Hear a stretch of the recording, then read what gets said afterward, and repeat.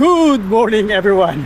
Dito na naman ako ngayon, naglalakad-lakad. Siyempre, nandito pa rin tayo sa Warsaw. Pang-apat na araw na namin dito. At yun, wala na akong mapuntahan ngayon. Kaya maglalakad-lakad na lang tayo dito. At isasama ko pa rin kayo, siyempre.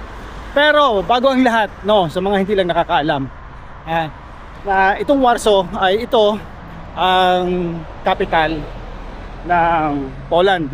At medyo may kalakihan itong city na ito. At medyo napaka-historical nitong city na ito. Isa ito sa most historical city dito sa Europa.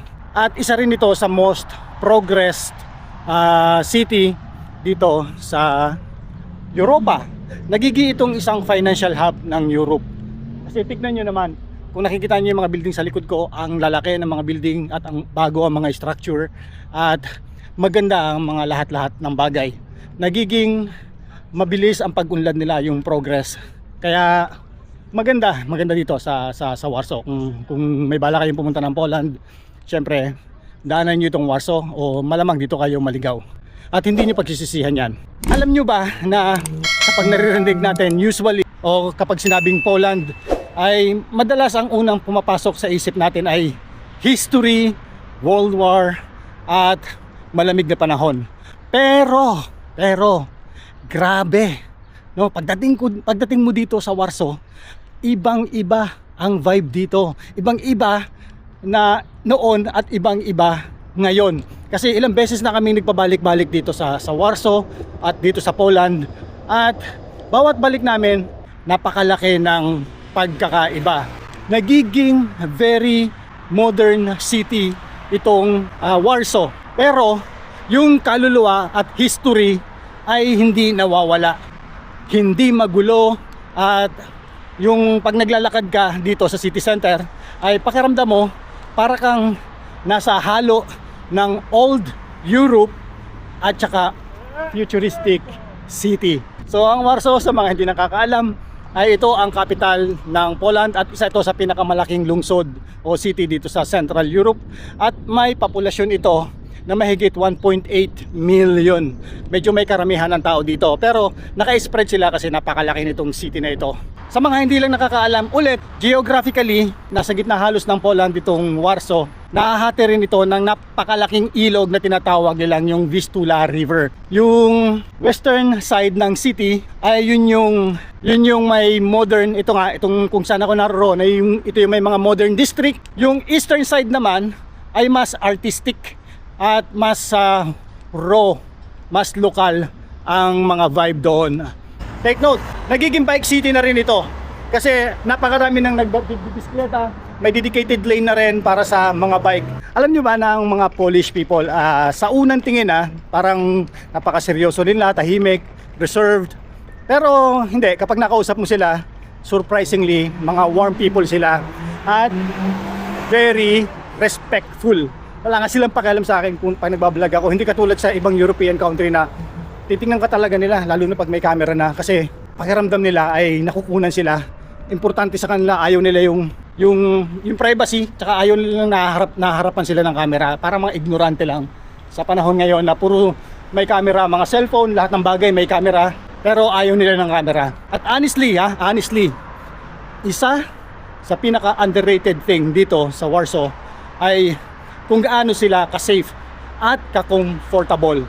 Napaka-komportableng lakarin nitong city na ito kasi makikita mo naman, no, lakad lang ako ng lakad. Sa 4 na araw na pag-stay namin dito, lakad ako ng lakad. Wala akong ginawa kundi maglakad. Hindi ako natatakot dito sa aking camera na ma-snatch. Walang pakialam ang mga tao.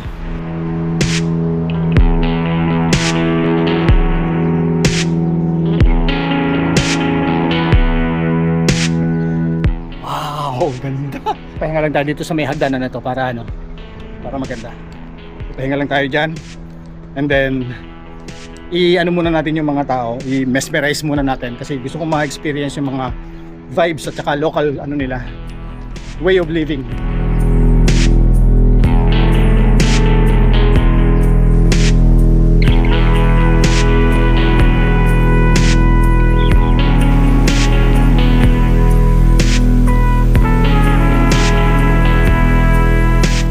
Wow!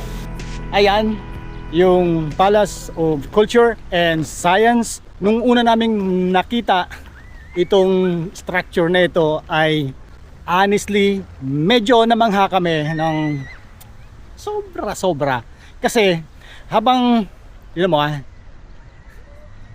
habang napaka-modern ng paligid, mga glass buildings, malls, cafes, biglang may isang napakalaking lumang structure na parang galing sa ibang panahon, parang zap, parang iginanon lang siya dyan sa gitna ng modern city, zap, ganon, parang saan galing to? Bakit ganon? Napaka bagong mga building, and then biglang hindi lang ito ordinaryong building, ay isa ito sa pinaka-importanteng symbol dito sa Warsaw. Grabe rin talaga ang building na ito, kasi kanina pa ako naglalakad dito sa paligid, parang walang katapusan, parang infinite loop lang yung iniikutan ko. Tapos sa paligid-ligid ay may mga park. Itong Palace of Culture ay medyo may kataasan, meron itong 40 floors, at dati ito sa pinakamataas na building dito sa Europe. Sa sobrang taas nito ay kitang-kita dito, doon sa itaas pag nandun ka, yung buong city ng Warsaw. Kapag gabi, napakaganda nito kasi pag tiningnan mo sa malayo ay meron siyang mga ilaw na nag-iiba-iba ang kulay. Parang meron siyang sariling aura. Kung mahilig kayo sa shopping, honestly, magandang destination itong Warsaw. Hindi mo pagsisisihan, marami kang mabibili rito. Maraming malls dito na sobrang modern, at ang isa sa pinaka-famous nilang mall dito ay yung Zloty Tarasi. Hindi ko alam kung tama yung pronunciation ko. Ito yung mall nila rito na malapit dyan sa Palace of Culture and Science. At ito yung pinaka-modern at isa sa pinakamagandang mall dito sa Warsaw. Nandito lang ito sa Central Station, gilid lang din ng Palace of Culture. Ito muna tayo.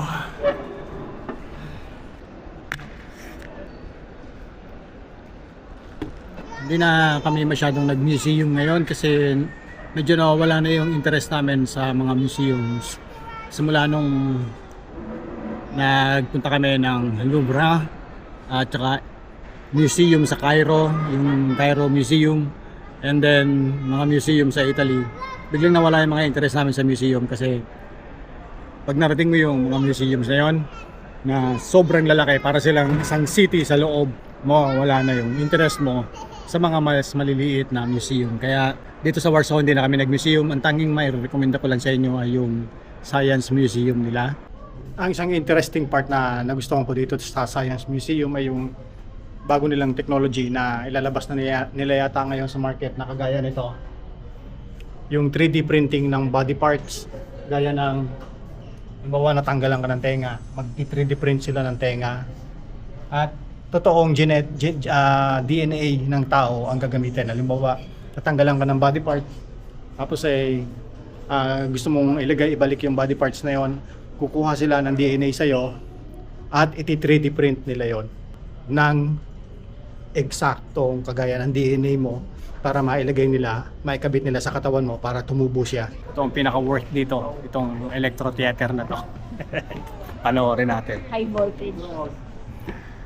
voltage. Yes. High voltage theater.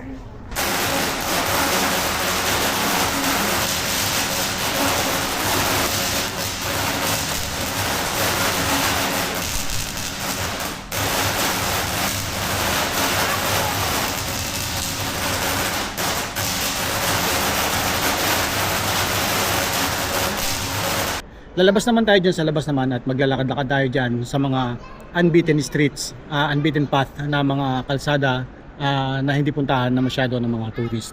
Doon naman tayo maglalakad-lakad ngayon after kung mag-refresh. At syempre, hindi kumpleto ang lakad pag walang pagkain. Syempre, magugutom ka pa naglalakad ka, di ba? Kaya hahanap ka ng pagkain. At ang isa sa pinaka-enjoyable na gawin mo dito ay yung simpleng cafe hopping, kasi napakamura talaga ng mga cafes dito, tsaka mga sweets. Napakamura, as in mura kumpara sa ibang Europe country. 15 minutes na akong nag-iikot sa building na ito, hindi ko pa naaabot yung pinanggalingan ko.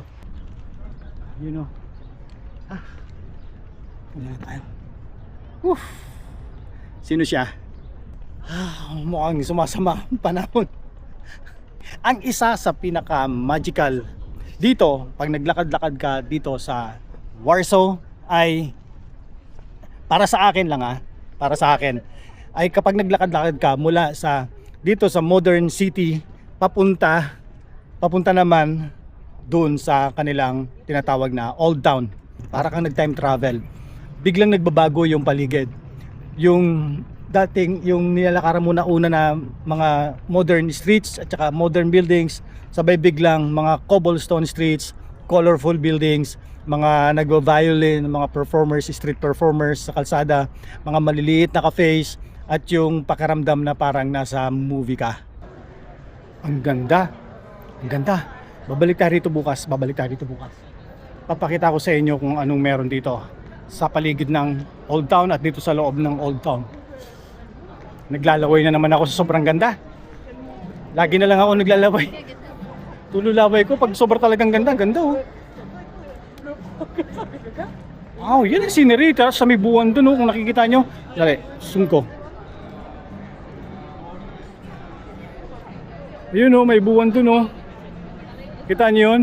At ang pinaka-amazing dito ay yung karamihan sa Old Town na makikita natin ngayon ay rebuild lang. Rebuild lang sila after World War II. Napaka-detailed ng reconstruction nila, kaya naging UNESCO World Heritage ang Old Town. Imaginin mo yung buong city center na muling binuo mula halos sa abo.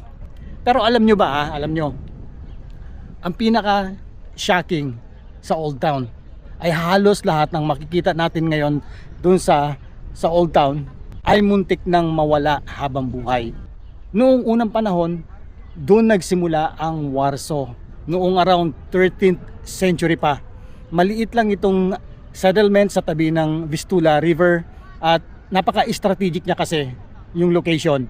Nasa gitna ng trade routes, kaya habang tumatagal, lumalaki ang bayan. Nagkaroon ng pader itong city para protektahan laban sa mga kalaban, sa mga sumasakop. Nagkaroon ng market square, mga simbahan, mga bahay. Isa sa pinaka-importanteng lugar dito ay yung Old Town Square. Ito yung puso ng lumang Warsaw noon. At hanggang ngayon, buhay na buhay pa rin itong Old Town. So kapag tumingin ka ngayon sa magagandang building na ito, nasa magagandang building, yan, mga gandang building na yan, mahirap isipin na dati puro rabo lang yung mga yan. Pero pagkatapos ng giyera, may mga nangyaring extraordinary. Sobrang detailed ng reconstruction nila na hanggang ngayon, isa ito sa pinaka-amazing restoration project sa buong mundo. Dahil dito naging UNESCO World Heritage Site ang Old Town Warsaw. Hindi dahil original lahat ng buildings, kundi dahil simbolo ito ng determinasyon ng tao na buhayin muli ang kanilang kultura at history. Maganda siya, Instagrammable, romantic, pero mararamdaman mo rin yung bigat ng history ng Old Town.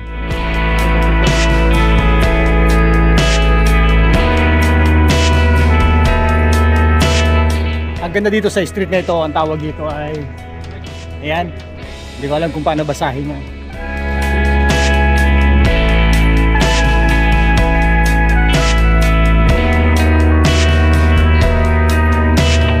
Ang ganda dito.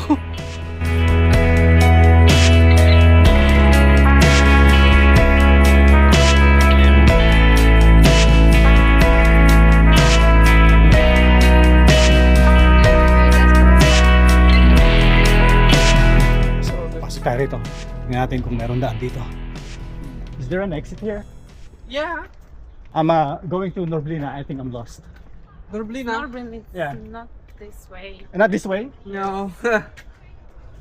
You should go there and down. Yes. Okay, so from here right to from- the left. From left and the right, And and, then go right. ahead. Yes. Nakakapagtaka naman dito sa Poland, ano? Okay, dito sa Warsaw. Kasi hindi accurate ang Google Map. Kakaligaw-ligaw ako.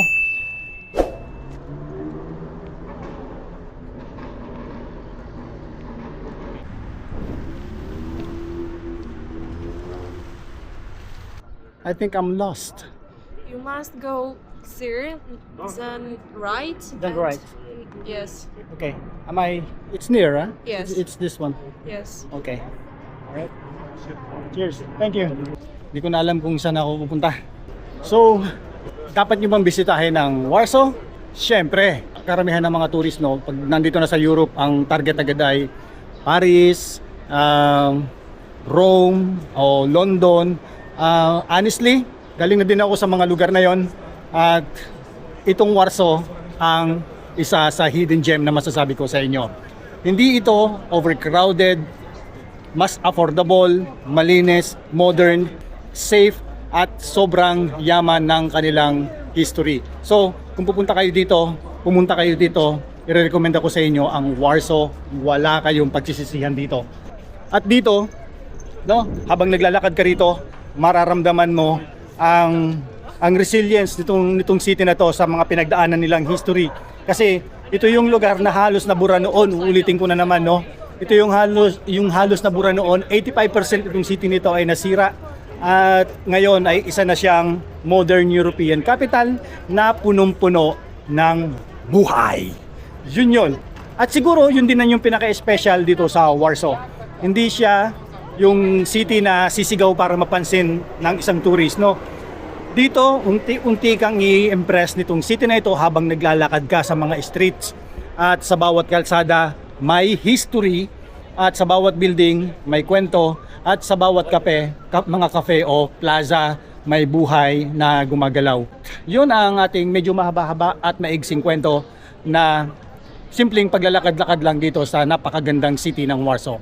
At kung mahilig kayo sa history, modern cities, food trips, shopping architecture, at chill na European city, European vibes, baka magulat kayo kung gaano at magugustuhan ninyo dito sa Warsaw. At honestly, isa ito sa mga lungsod na balikan namin.